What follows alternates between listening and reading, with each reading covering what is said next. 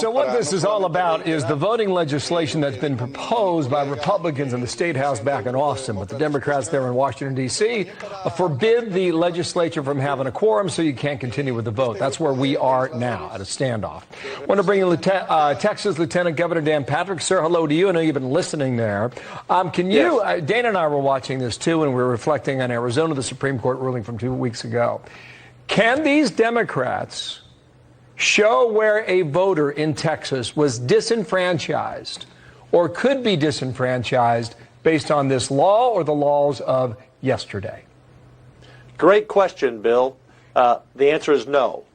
This is a bill about verification of signatures in the mail and allowing people who mail in their ballots to track their mail-in ballots. It's about transparency, live streaming the voting counting centers. It's about expanding voting hours. We're actually adding voting hours. It's about not being hooked up to the internet so no one can hack. It's about a paper trail so you can verify the votes. It has nothing to do with voter suppression. What you just heard were not only lies, these were damn lies.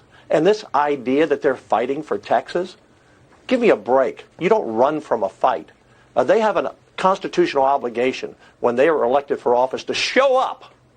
And instead, they take their cases of beer, their wine, their whiskey, they get on a plane, they look like they're, going on vacation, they go to Washington, D.C., who, by the way, D.C. has less early voting than Texas. So does Delaware, less early voting, where the president lives. So where he lives and he works, they have less early voting in Texas. Maryland, another Democrat state. Massachusetts, another Democrat state. Connecticut, New Hampshire, New Jersey, all have less early voting than Texas. Bill, we've increased voter turnout in Texas, as I said, I was with you last week, 76% in the last 10 years in gubernatorial elections, and we're the fastest growing state in adding votes of any state in the country. And I'm sick of these lies. I'm sick of these people who are nothing more than anarchists. Here are the Democrats on the left today, Bill, very quick. If they don't like a jury's ruling in a case, they take to the streets and burn down cities. If they don't like what the Supreme Court says, they want to get rid of the court and pack the court. And now when they can't face losing a vote on the House floor, they turn tail and run to Washington. By the way, in about 40 minutes from now, we will be on the Senate floor, and I expect to have a quorum in the Senate. We do have some senators who are in Washington, but I have a quorum in the Senate, and we will pass out this bill today. Okay, on the Senate side of the State House. On the Senate side. Why don't you fly and we're going to do our work all Delaware? week. Why don't you fly to Wilmington, Delaware, and make a point of there? Right. I hear your frustration. Yes. I don't know how this is resolved. Do they wait a week? Is I it do. A month? Okay, go. Well, Bill, they have to come home eventually.